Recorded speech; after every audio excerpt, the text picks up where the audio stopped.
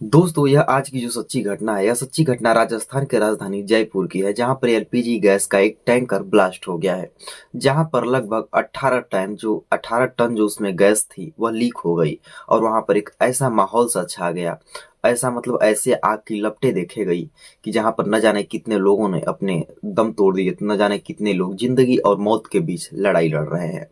तो वहीं पर दोस्तों, जो पता नहीं कितने जो घर के पिता थे, वह अपने बेटे को खो दिया, न जाने कितने बेटों ने अपने बाप को खो दिया। तो वहीं पर पता नहीं कितने परिवारों ने अपने घर के चिराग को खोया है। दोस्तों, दुनिया भर में मातम का माहौल है और यह घटना बहुत ही दुखद है, क्योंकि एक टैंकर में जो होता है, एक ट्रक ब्लास्ट कर जाता है, जो उसका नाजिल है वह नाजिल टूट जाता है। और नाजिल टूटने के बाद वहां पर एक मतलब चारों तरफ, जैसा कि जो गैस होता है, गैस का जो एक जहाँ पर चेंबर होता है, जहाँ पर चारों तरफ गैसें होती हैं, जैसे कि हमारे वातावरण में वायु होती है, हवा, उसी तरह से वहां पर गैस फैल जाती है। और दोस्तों, गैस फैलने के बाद बात इतना ही नहीं होती है।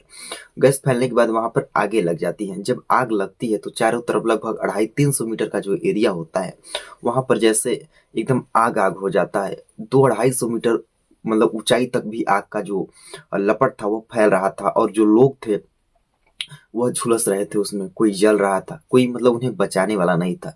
क्योंकि यह सब जो हुआ था वह अचानक में हुआ था, एकाएक हुआ था। चारों तरफ मतलब इतना खतरनाक आग फैला कि लगभग 1-1.5 किलोमीटर दूर से भी वह साफ साफ देखा जा सकता था। इतनी भयानक आग की जो लपटें थी, वह लपटें मतलब कि फैल रही थी। लोग जो गाड़ी में थे, गाड़ी में ही जल रहे थे।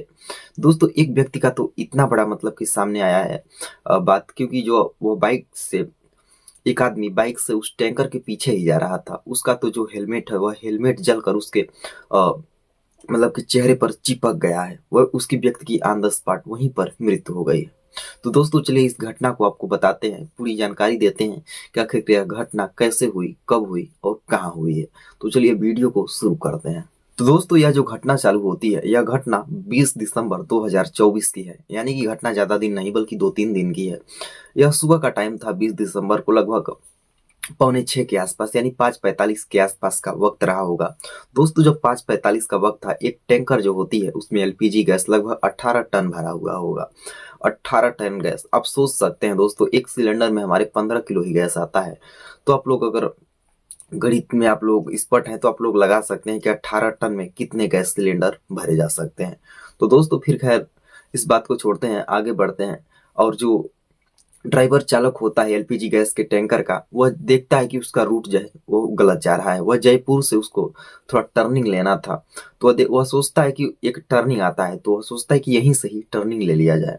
जब वह टर्निंग लेने की कोशिश करता है, जैसे ही वह टर्निंग लेता है, तो टर्निंग आधा लेने के बाद एक जो ट्रक होती है वह पीछे से आ रही थी। वह टर्निंग लेकर घूम चुका था। जब घूमा हुआ था तो पीछे से एक ट्रक आकर उसमें टक्कर मार देती है। टक्कर मारती है तो उसके साइड में टक्कर मारती है। जो उसके गैस के 5 नाजिल होते हैं, 5 नाजिल टूट जाते हैं। और दोस्तों, जब नाजिल टूटते हैं तो वहीं पर जहां से गाड़ी को घुमाया जा रहा था, वहीं पास में एक पेट्रोल पंप था। तो पीछे एक स्कूल था और वहीं बगल में एक फैक्ट्री थी। आसपास जो चारों तरफ जो गाड़ियां आ रही थी, बहुत सारी गाड़ियां थी। बताया जा रहा है कि लगभग 2 बस और 27-28 ठो लगभग ट्रक और छोटी छोटी गाड़ियां, मतलब कि लगभग 37-38 गाड़ियां उस गैस खुलने के बाद उसके चपेट में आ गई। और जैसे ही इधर गैस खुलने के बाद कुछ ही टाइम में जो उसका ड्राइवर होता है, क्या बोलते हैं, एलपीजी गैस टैंक का जो ड्राइवर था, और जो ट्रक का ड्राइवर था जिसने की धक्का मारा था। दोस्तों, जिसने धक्का मारा था, धक्का मारने के बाद ट्रक का ड्राइवर चुपचाप उसमें बैठा रहता है। वह कुछ रिस्पॉन्स नहीं देता है, कुछ बोलता नहीं है।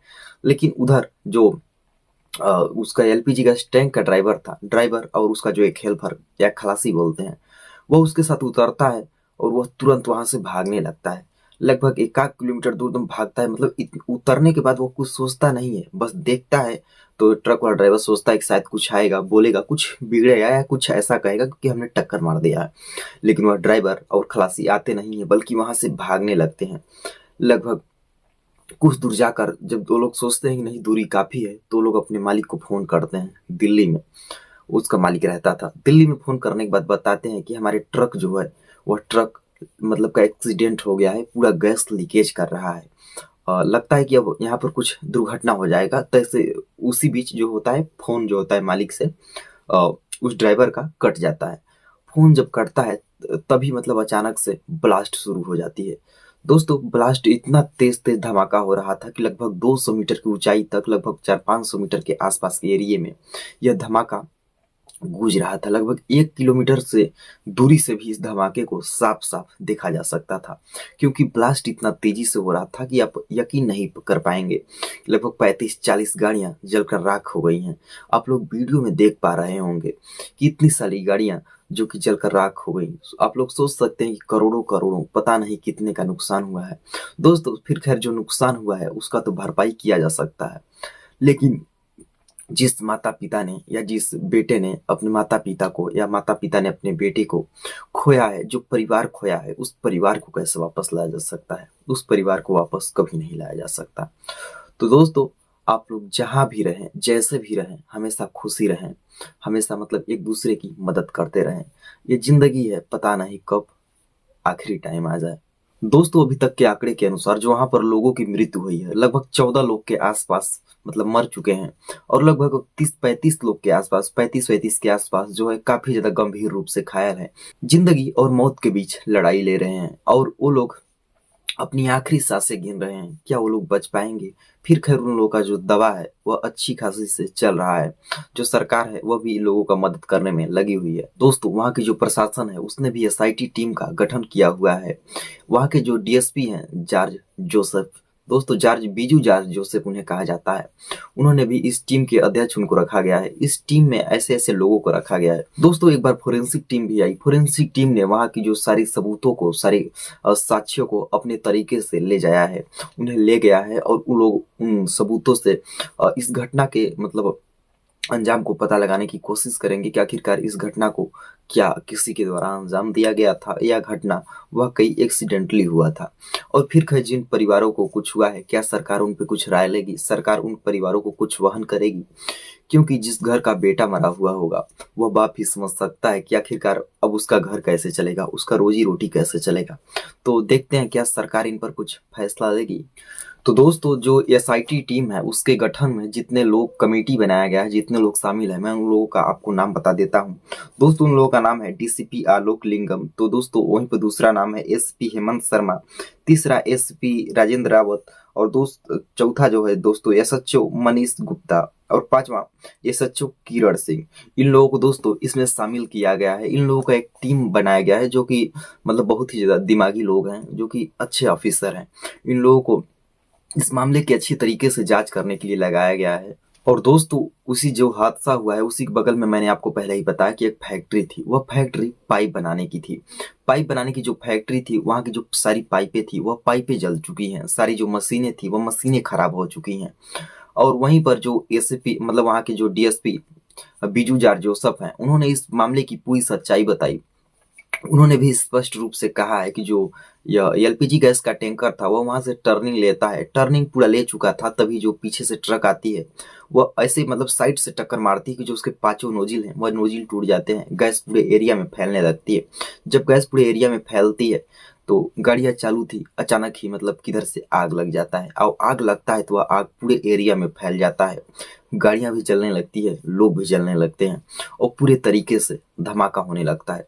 दोस्तों, एक तो वीडियो सामने आया जो कि मैं आप लोगों को दिखा नहीं सकता। एक व्यक्ति है, उसके शरीर से कपड़े गायब हो चुके हैं, पूरे तरीके से वह जल चुका है। शायद उसका कच्छा तक मतलब थोड़ा बचा हुआ है।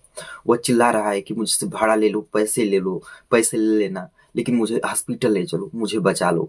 वह आदमी बहुत ही जल्दी से चिल्ला रहा था। एक आदमी ने वीडियो बना लिया, लेकिन वह चिल्लाता है कि वीडियो मत बनाओ। वह आदमी वीडियो में यह भी कहते दिख रहा है कि वीडियो मत बनाओ, पहले मुझे हॉस्पिटल ले चलो, मुझे बचाओ। दोस्तों, आखिरकार आप लोग सोच सकते हैं कि वहाँ का माहौल कैसा रहा होगा, वहाँ का मतलब मंजर कैसा रहा होगा। और ऐसे ही कई लोग थे। वो मैं जैसा कि मैंने आपको बताया कि एक व्यक्ति स्कूटर पर पीछे था, वह स्कूटर पर ही जल जाता है। और दोस्तों, राजस्थान के भी एक व्यक्ति थे, चौधरी कुछ करके उनका नाम है, वह भी उसी मतलब कि चपेट में मारे गए हैं। ऐसे ऐसे कई लोग हैं जो कि उस चपेट में आ गए हैं, और उस हादसे का शिकार बन गए हैं।